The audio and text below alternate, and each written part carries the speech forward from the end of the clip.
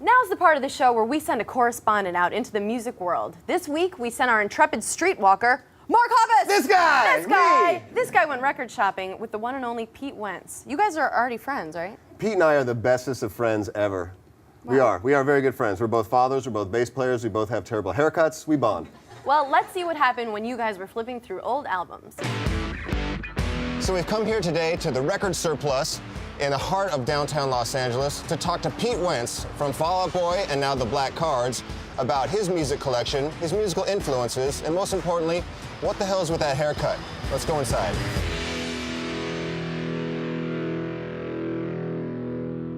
Dude. What do you got? Solid. We are inside now where you should be a lot more often, an actual record store, and I'm joined by my good friend and best man at my wedding, Pete Wentz. Hi, Pete. Hi. What were your influences growing up, musically? Honestly, the first thing that got me into music in general was Katarina Witt ice skating in the Olympics to Michael Jackson. All right. And so Thriller was like a huge influence for me. My band covered Beat It. No one should be covering songs off of Thriller because you can't do it better than the original. Right. But we just did it on a lark, kind of, and you didn't. You didn't do better than the original. I've seen it. I thought this was gonna be a puff piece. It is a puff piece. You get to talk about your favorite bands. But so that got me interested in music, like when I was like 8 or 9, I think, you know. And then Welcome to the Jungle video, when Axl Rose steps off the bus, I'm like, whoa, that chick's hot. Yeah. You know, but that was what like made me want to be in a band.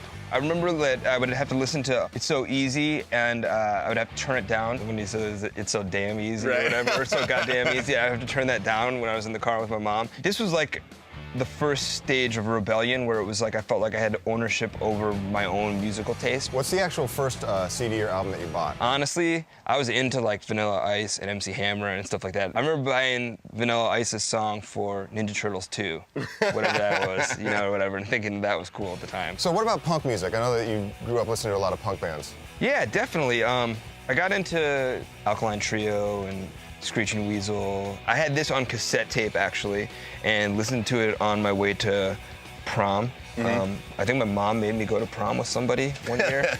But then, honestly, like, Dude Ranch was one of the few records that, like you know, big records that was a punk band that we listened to. And we got a pass? Yeah, I don't know. It was just like, it was like just a really good record, and ended up being hugely influential on Fall Out Boy. Oh, cool. So I'm going to show you some CDs now, and we can do like a lightning round and just give us your basic impressions of the bands I'm about to put up. First of all, 4 Years Strong. Oh, they're on my label. That cover is not ironic at all. Wait, this dude's actually half horse? He wants to be. All right, how about this band, The Cure, Pornography? Oh, this is an awesome record. This record, if you're ever depressed or feeling a little down, put this on. It will drive you over the edge and you'll never come back. Done. Finally, this lady right here. Let's talk about this record. I think there's a couple lyrics that are about me. There are probably some lyrics that are not about me. Now, was this before you guys were married? This was before we were married. We were dating at the time. She was on the cover of Blender magazine. She came to my parents' house for Christmas. She was like, why is this Blender magazine right next to your bed in your parents' house? And I'm like, yeah. About that. About that. Oh, Barry White. You should get this for you and your old lady tonight. Show you right. Yeah, you're right. What are the new artists that you're excited about? It's not new. Back Again is Eminem. His new record is just absolutely insane. And I think that people should check that out because it's just miles beyond what a lot of people are doing right now. Awesome. I actually had this, by the way. I actually own that. I probably could go to my house right now and find this exact one. That's awesome. And you know who lives like a crazy rock star? Jan Hammer. Look at that dude. This is awesome. And here we are again with, you guessed it, Mark Hoppus. Hey, nice I'm awesome. Nice piece, Mark. So how long have you known Pete? Pete and I have known each other for a few years. We actually met at a record store in Los Angeles. And then actually I then met him again right outside here at Fuse. I was coming out of an interview and they were going in for an interview and we talked on the street and it was really awkward. And then Pete and I kept in touch ever since. Nice. Was he really the best man of your wedding? No, I don't know why I said that. He wasn't even invited to my wedding. I didn't even know him. He probably looked so confused when he said that. He was like, what? Yeah, he probably wasn't even born yet. He might not even been in a band. But let me tell you this, if I were to get married again today, he could totally park the cars. That's sweet. Yeah, totally.